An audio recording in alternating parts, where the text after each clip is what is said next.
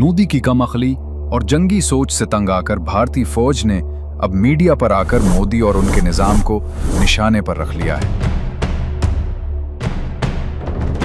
Operation सिंदूर के जवाब में जब पाकिस्तान ने ऑपरेशन बुनियानुल मरसूस लॉन्च किया तो भारतीय फौज को भारी जानी और माली नुकसान उठाना पड़ा। We are in a combat scenario and losses are a part of combat. Modi चाहता था ये नाकामी आवाम से छुप जाए, लेकिन खुद भारतीय अफसरान ने मीडिया पर आकर हकीकत बयान कर दी। सबसे पहले एयर मार्शल अमरप्रीत सिंह ने कहा, Why should we promise something which cannot be achieved? While signing the contract itself, some of times we are sure that it is not going to come up.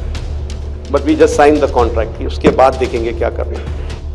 यानी सच ये है कि आज तक भारत एक मुकम्मल जंगी जहाज बनाने में नाकाम रहा है।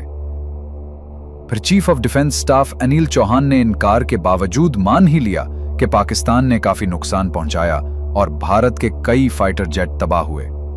So what I can say is on 7th and the initial stages there were losses, but the numbers and that's not important. What was important is why did these losses occur? उसके बाद captain Shiv Kumar भी media पर आकर एतराफ करने पर मजबूर हो गए कि भारतीय एयरफोर्स ने कई एयरक्राफ्ट खो दिए और उसका जिम्मेदार मोदी की गलत पॉलिसियां हैं। Agree that we did lose some aircraft and that happened only because of the constraint given by the political leadership. अब सूरत-ए-हाल ये है कि मोदी और भारतीय फौज एक दूसरे पर इल्जाम डाल रहे हैं। लेफ्टिनेंट जनरल राहुल सिंह ने खुले लफ्जों में कहा कि पाकिस्तान भारत के हर कदम पर नजर रखे हुए थे और अब भारत को जल्दबाजी में तमाम मामलात दुरुस्त करने होंगे।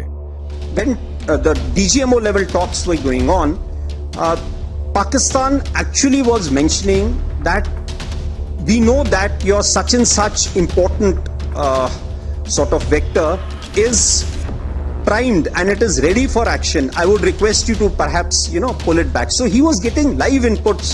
So that is one place we really need to move fast and take appropriate action. यानी नतीजा साफ है, पाकिस्तान कई कदम आगे निकल चुका है और भारत सिर्फ अपनी शिकस्त का जवाब ढूंढने में लगा हुआ है।